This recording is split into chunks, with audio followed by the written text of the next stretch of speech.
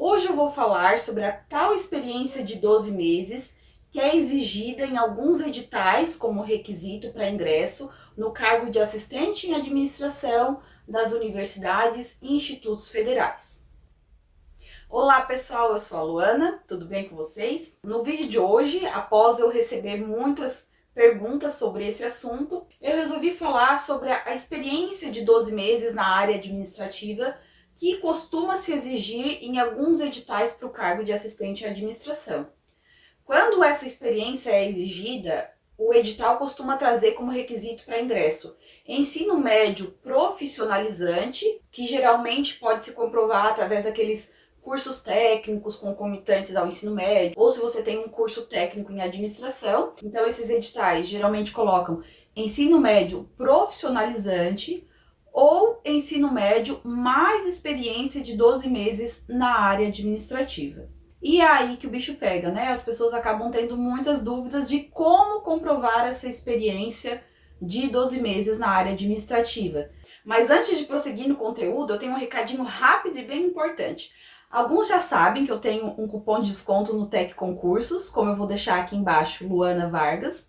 Mas para quem ainda não sabe e gostaria de assinar uma ótima plataforma de questões, com bastante questões comentadas. Eu recomendo muito o Tec. Ele é uma plataforma bastante completa, enfim, tem alguns vídeos aqui no canal que eu já falei sobre eles, né? Quem ainda não é assinante e gostaria de assinar, use esse meu cupom que vai ganhar 10% na assinatura de qualquer um dos planos. E para quem já é assinante, também pode usar o cupom e garantir esse 10% e estudar e ainda economizar. Então, voltando para o conteúdo do vídeo, primeiro eu começo dizendo que muitas universidades federais que eu pesquisei não costumam exigir a experiência de 12 meses na área administrativa para ingresso no cargo. Então, só a título de exemplo, a UNB, que é a Universidade de Brasília, a Universidade Federal do Rio Grande do Sul, a do Mato Grosso, a Universidade Federal da Bahia, do Rio Grande do Norte, a UFRJ, a Universidade de Pelotas, nenhuma dessas exigem essa experiência de 12 meses na área administrativa ou o ensino médio com um curso técnico profissionalizante.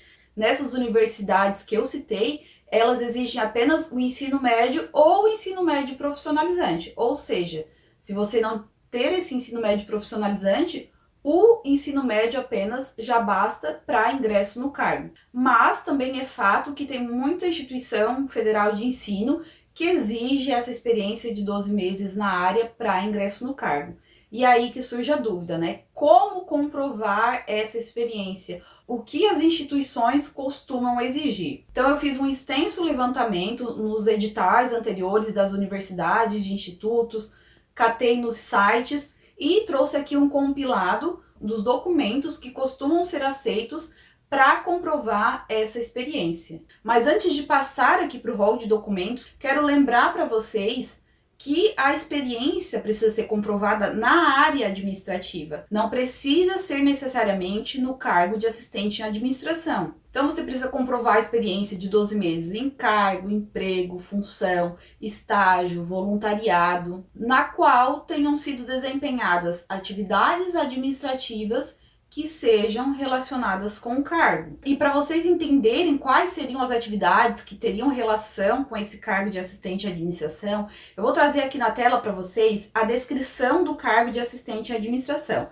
Então aqui, ó, a descrição sumária do cargo é dar suporte administrativo e técnico nas áreas de recursos humanos, administração, finanças, logística, atender usuários, fornecendo e recebendo informações. Então aqui o que tem relação com atendimento ao público também é função do assistente à administração, tratar de documentos variados, cumprindo todo o procedimento necessário referente aos mesmos, preparar relatórios e planilhas, executar serviços da área de escritório, assessorar nas atividades de ensino, pesquisa e extensão. Então aqui a descrição sumária, né, do cargo, e depois aqui nesse mesmo descritivo tem a descrição de atividades típicas, né, do cargo, mais por extenso. Daí essa aqui eu não vou ler, né, porque senão o vídeo vai ficar um pouco grande, mas eu vou deixar aqui na descrição deste vídeo o link para essa descrição do cargo de assistente. Então agora sim, vamos aqui para o rol de documentos que eu localizei como sendo os que as universidades e institutos costumam exigir para a comprovação da experiência. Então, primeiro, se você foi empregado da iniciativa privada, você pode apresentar a sua carteira de trabalho comprovando aquele vínculo que você tinha na área administrativa. Algumas instituições costumam exigir, além da carteira de trabalho, uma declaração também da instituição, da empresa, informando o período que você trabalhou, as atividades que você executava lá, para comprovar realmente que as atividades eram na área administrativa. Eu vi que algumas instituições não exigem essa declaração ou exigem apenas quando só pela carteira não dá para entender as atividades que você executava. Então, exemplo, se na carteira já tem assistente à administração, é pouco provável que você precise comprovar através de outro documento, né? Porque se o seu cargo já era de assistente à administração, obviamente as funções têm que ser correlatas, né? Mas às vezes você tinha um cargo que só pela nomenclatura não dá para entender quais as atividades que você desempenhava. Então, nesses casos, talvez seja necessário uma declaração da empresa e instituição. Mas, enfim, como eu falei, algumas instituições costumam aceitar só a carteira de trabalho e outras costumam exigir a carteira de trabalho mais a declaração, ou ainda aquelas que exigem só a carteira de trabalho, talvez acabem pedindo essa declaração quando não fique claro só pela carteira de trabalho as atividades que você desempenhava. E uma dica que eu vou deixar para vocês é que, se na sua carteira de trabalho você teve experiências em que o registro ali do CBO, que é a Classificação Brasileira de Ocupações, iniciava com o código 4, muito provavelmente essa experiência vai contar, porque o CBO iniciando com o código 4 é o CBO das atividades administrativas. Se vocês têm dúvidas sobre se a experiência que vocês tinham em carteira de trabalho serviria ou não para comprovação de experiência administrativa, se vocês quiserem consultar depois também no site do Ministério do Trabalho, eu vou deixar aqui no vídeo o link para o site em que você consegue consultar os códigos, os CBOs e ver no que se classifica, né? Depois, se você teve experiência como estagiário, menor aprendiz, jovem aprendiz, você pode comprovar essa experiência através do termo de compromisso de estágio ou de uma declaração prestada pela empresa ou pela instituição pública, né, comprovando a realização daquele estágio e as atividades que você realizou. Ou também, né, se você tenha sido menor aprendiz ou jovem aprendiz, que também geralmente assina a carteira de trabalho, pode-se comprovar essa experiência também através da carteira de trabalho. Então, pode ser através do termo de compromisso de estágio, de uma declaração ou também da carteira de trabalho. Se você foi servidor de outras instituições públicas, você pode comprovar esse período de experiência através de uma certidão de tempo de serviço, seja federal, municipal ou estadual.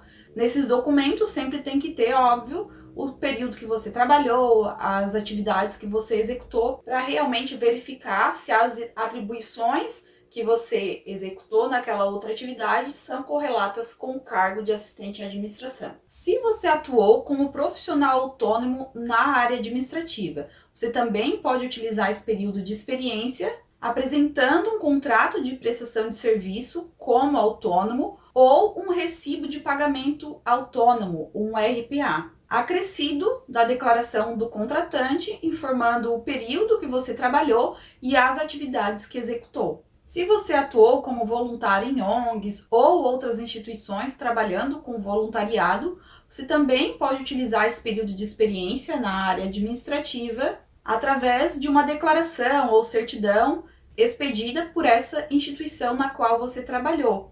Ou se houve registro na carteira de trabalho, através também da carteira de trabalho. Se você atuou como sócio em alguma empresa, eu também vi universidade que também aceita o contrato social contendo o nome do interessado e as atividades desempenhadas, exceto se você atuou como sócio cotista. Aí, nesse caso, não vale para comprovação de experiência. Esses foram os documentos que eu encontrei que servem para a comprovação dessa experiência na área administrativa, mas claro que podem haver outras experiências que sirvam e outros documentos que também sirvam para a comprovação. Acredito que não seja um rol taxativo, né? Quando as instituições colocam ali no edital, ou seja, no site do concurso, é mais a título de exemplo. Mas se você tiver outra experiência e não está englobado entre essas que eu citei, você pode depois apresentar para a comissão organizadora do concurso, né? Enfim, para a comissão que vai analisar os documentos quando você, enfim, for nomeado, tiver que apresentar os documentos para posse, então vai ter uma comissão organizadora que então ela vai analisar. Então, assim, às vezes as pessoas ficam em dúvida, né? Estudo ou não estudo, né? Será que a experiência que eu tenho vai ser aceita ou não? Assim, né, pessoal? Eu acho que estudo nunca é jogado fora. Então, o cargo de assistente à administração tem matérias muito básicas que servem para muitos outros concursos. Então, se você estudar, certamente não vai ser tempo perdido.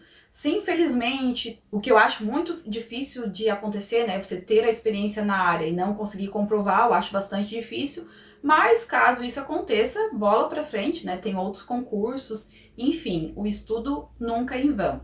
Então, se vocês gostaram desse vídeo, se esse vídeo ajudou a esclarecer as dúvidas sobre esse assunto, não esqueçam de curtirem, de se inscreverem aqui no canal, ativarem o sininho. Se ficarem com mais alguma dúvida, podem comentar aqui embaixo, podem comentar também o que acharam do vídeo, se eu trouxe os principais pontos que vocês tinham dúvida, enfim, podem comentar aqui pra gente interagir. Obrigada por ficarem aqui comigo até o final, um beijo e até a próxima!